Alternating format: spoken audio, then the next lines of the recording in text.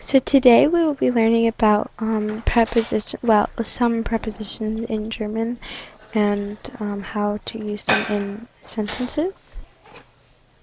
So here's what we will be focusing on today: in, an, auf, hinter, vor, unter, über, neben, and zwischen. And their meanings are right beside them. So let's look at an example. Here's our first example.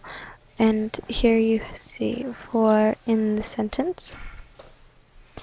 And so the sentence, ich schlafe vor dem Baum. So as you can see down here, there's a little person sleeping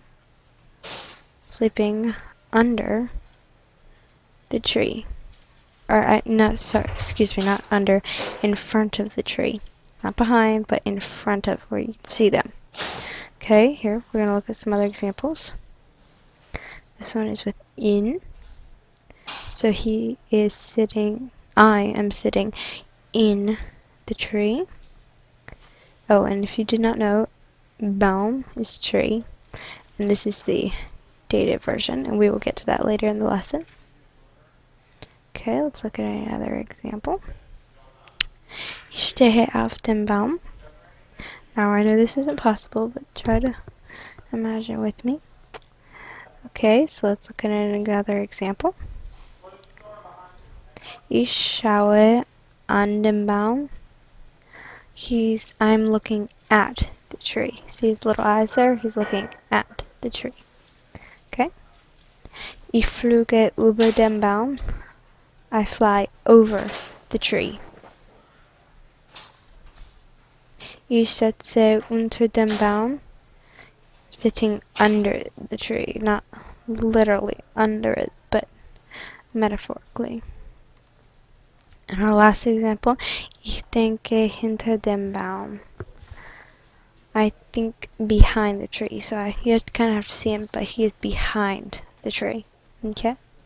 So just try to commit those to memory. Here we'll look at them one last time before we move on.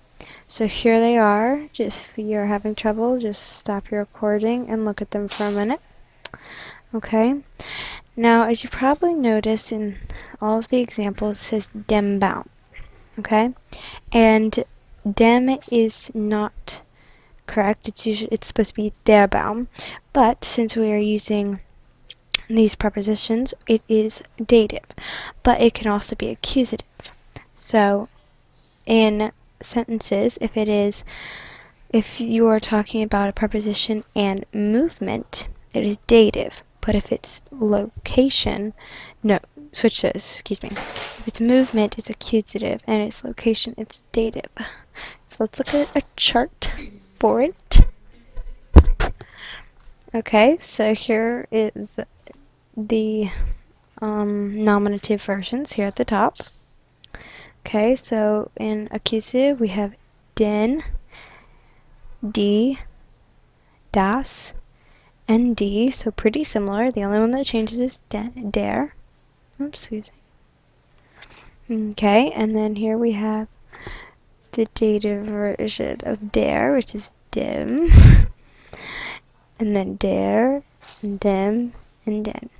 Okay, so also, whenever you're talking about wo, which is where, or wohin is where to, so wohin would be dative. No, excuse me. Wo would be dative because it's location, and wohin, which is where to, would be accusative. Just another thing to keep in the back of your mind. Okay, see you next time.